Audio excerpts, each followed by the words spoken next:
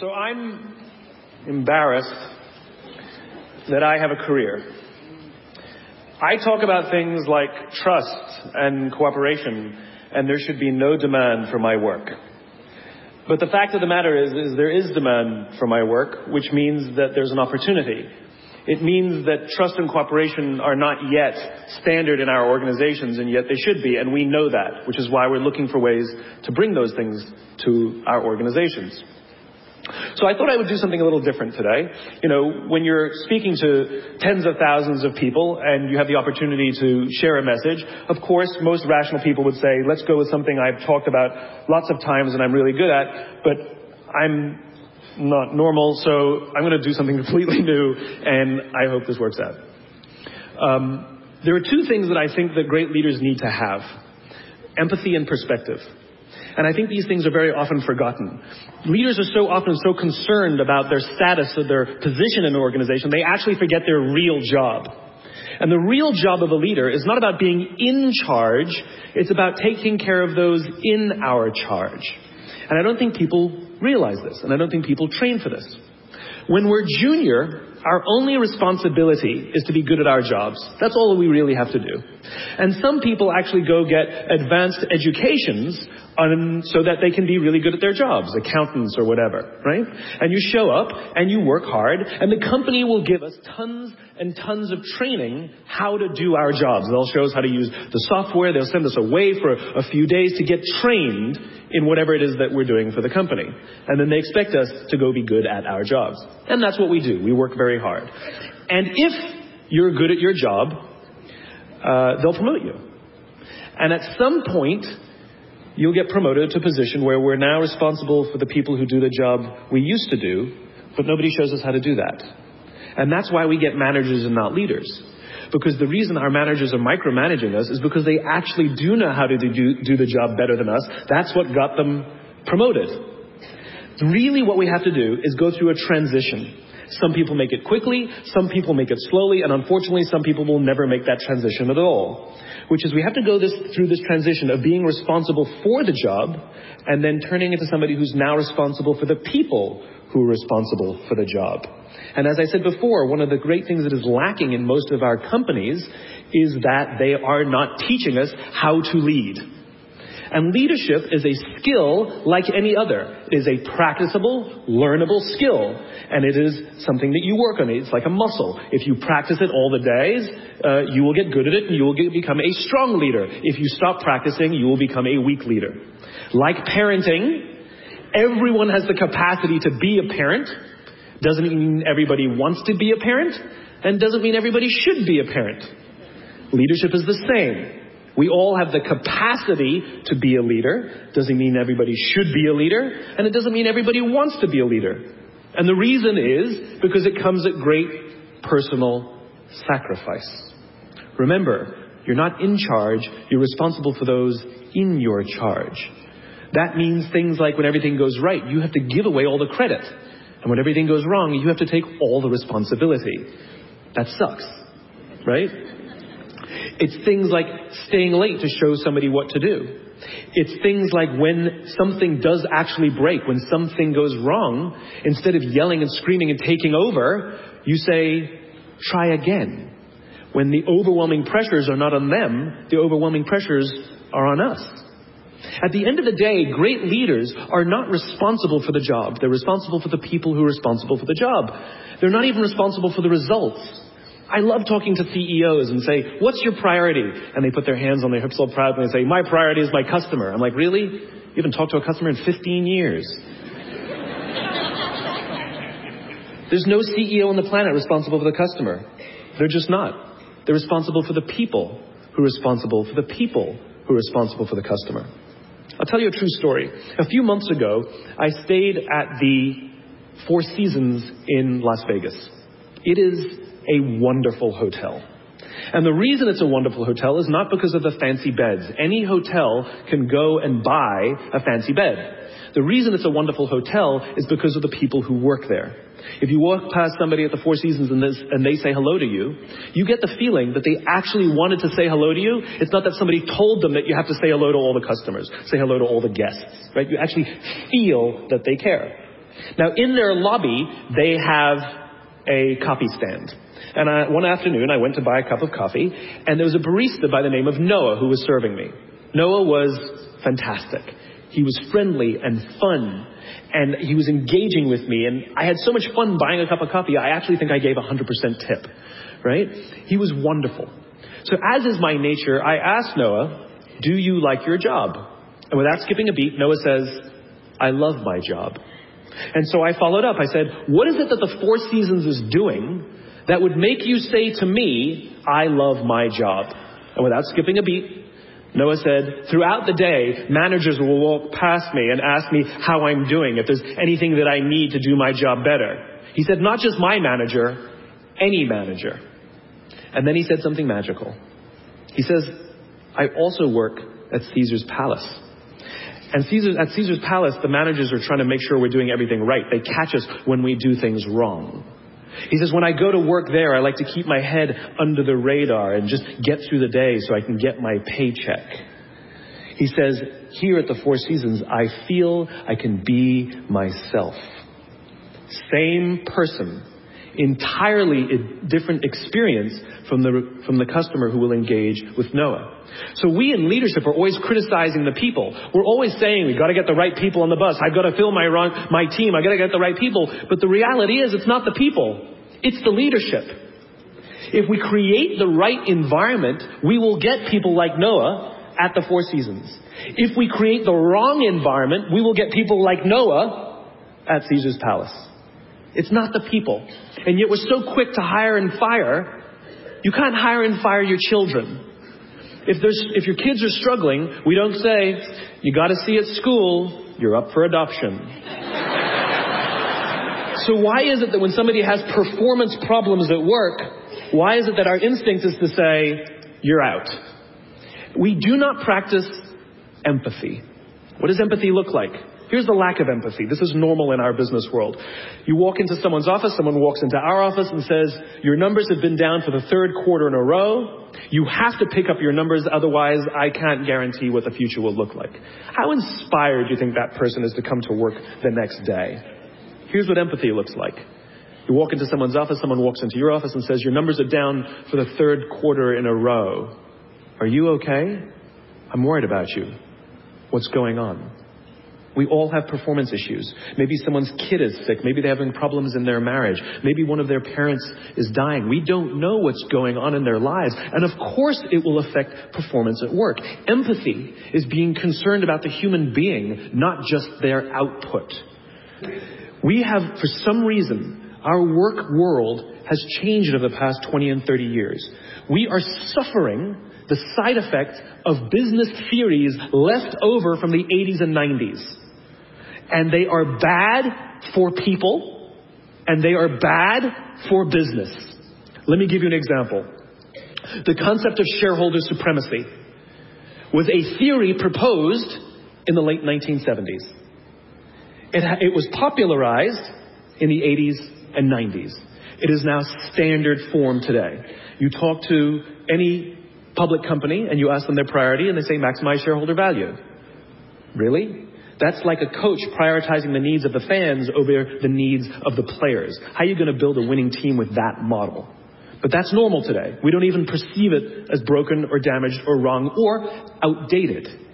Remember, the 80s and 90s were boom years with relative peace and a kinder, gentler Cold War. Nobody was practicing hiding under their desks in school anymore. We are no longer in those times.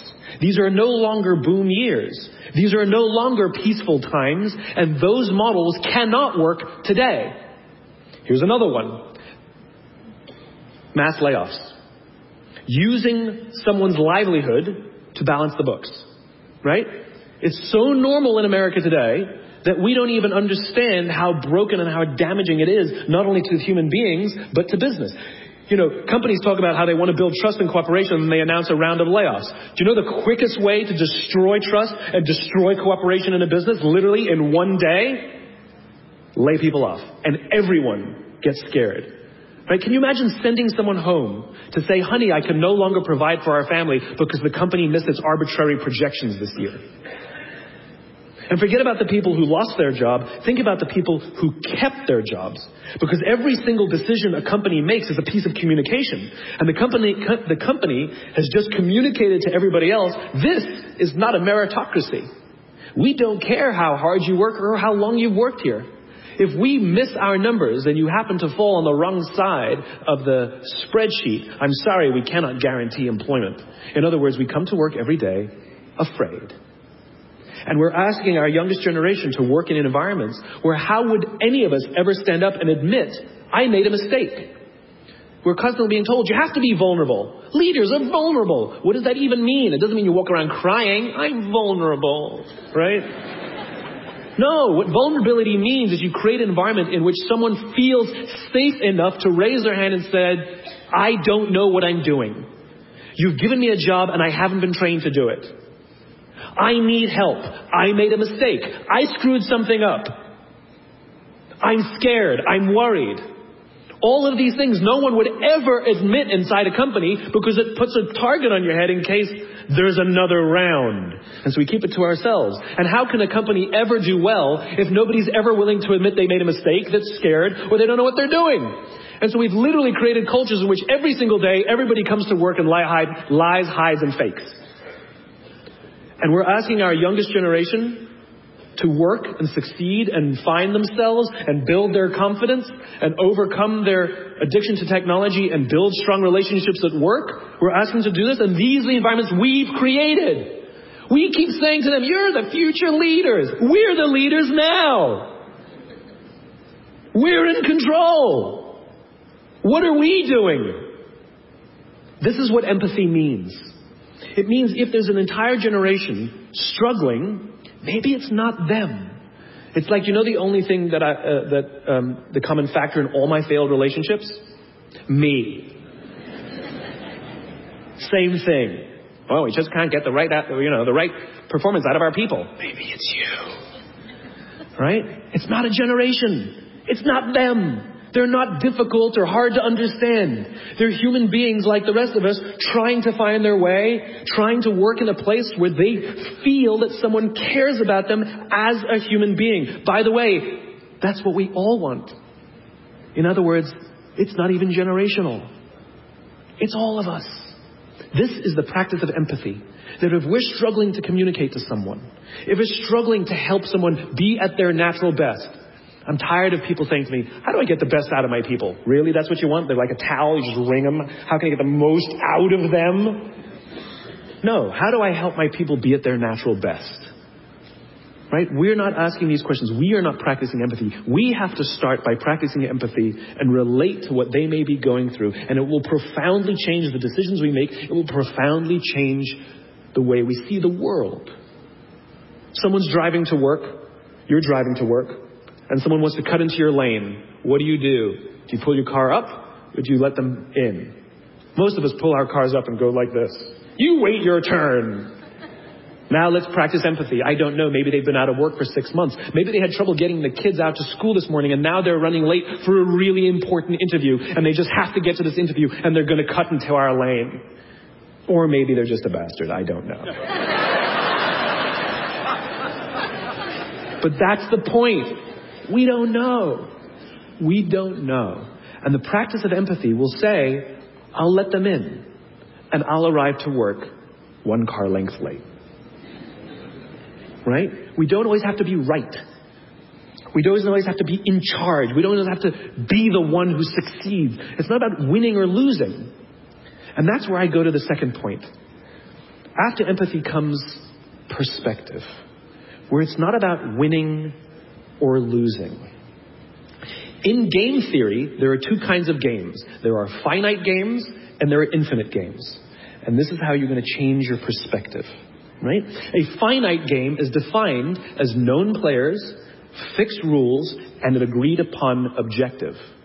Baseball, for example. We know the rules, we all agree to the rules, and whoever has more runs at the end of 9 innings is the winner, and the game is over. No one ever says, we can just play 2 more innings, I know we can come back. It doesn't work that way. The game is over. Right? That's a finite game. Then you have an infinite game. Infinite games are defined as known and unknown players. The rules are changeable, And the objective is to keep the game in play, to perpetuate the game. When you pit a finite player versus a finite player, the system is stable. Baseball is stable, right?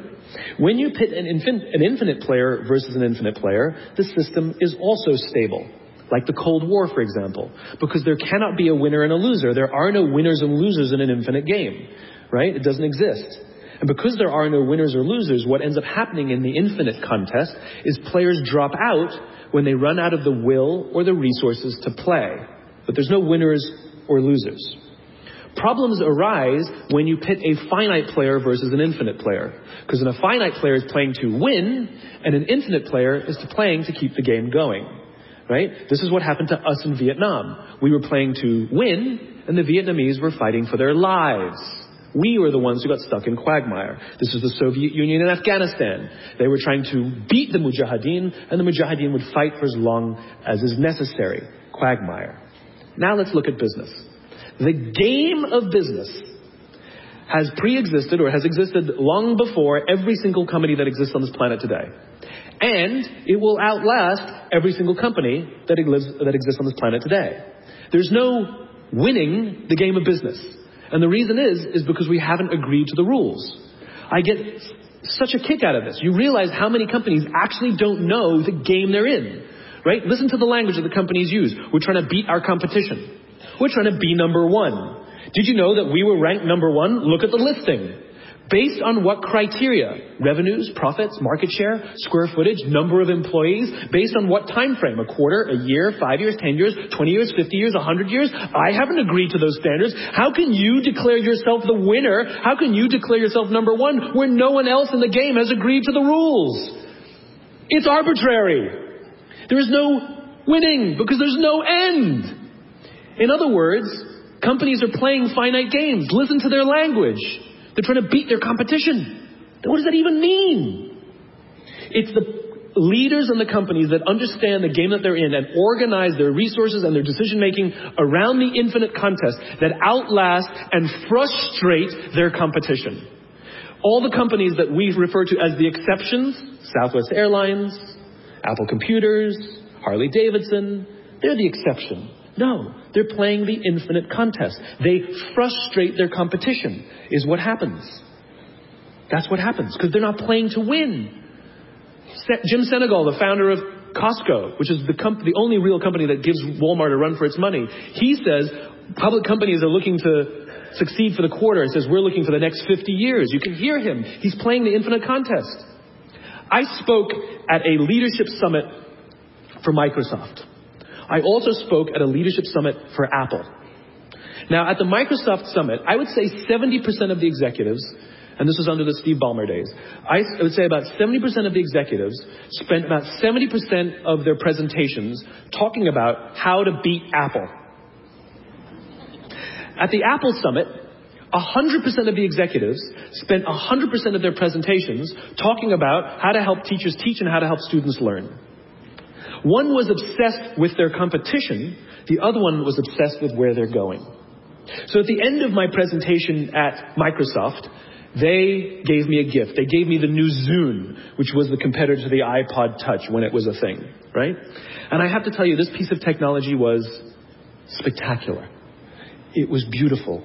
The user interface was incredible. The design was amazing. It was intuitive. It was one of the most beautiful, elegant pieces of technology I'd ever seen.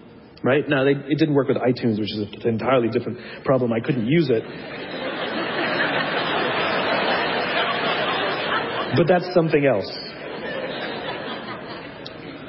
I'm sitting in the back of a taxi with a senior Apple executive, sort of employee number 12 kind of guy. And I decide to stir the pot.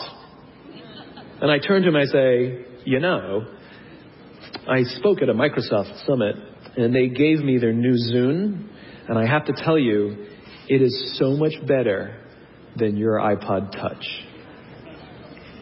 And he turned to me and said, I have no doubt. Conversation over.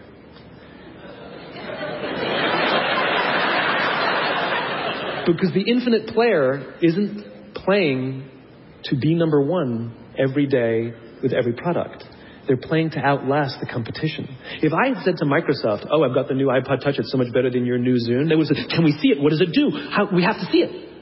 Because one is obsessed with their competition, the other is obsessed with why they do what they do, the other is obsessed with where they're going. And the reason Apple frustrates their competition is because secretly, they're not even competing against them. They're competing against themselves. And they understand that sometimes you're a little bit ahead, and sometimes you're a little bit behind. And sometimes your product is better, and sometimes you're not. But if you wake up every single morning and compete against yourself, how do I make our products better than they were yesterday? How do I take care of our customers better than we did yesterday? How do we advance our cause more efficiently, more productively than we did yesterday? How do we find new solutions to advance our calling, our cause, our purpose, our belief, our why every single day? What you'll find is over time, you will probably be ahead more often. Those who play the infinite game understand it's not about the battle, it's about the war. And they don't play to win every day. And they frustrate their competition until their competition drops out of the game. Every single bankruptcy, almost every merger and acquisition is basically a company saying we no longer have the will or the resources to continue to play, and we have no choice to either drop out of the game or merge our resources with another player so that we can stay in the game. That's what that is. And if you think about the number of bankruptcies and mergers and acquisitions, it's kind of proof that most companies don't even know the game they're in. You want to be a great leader, start with empathy.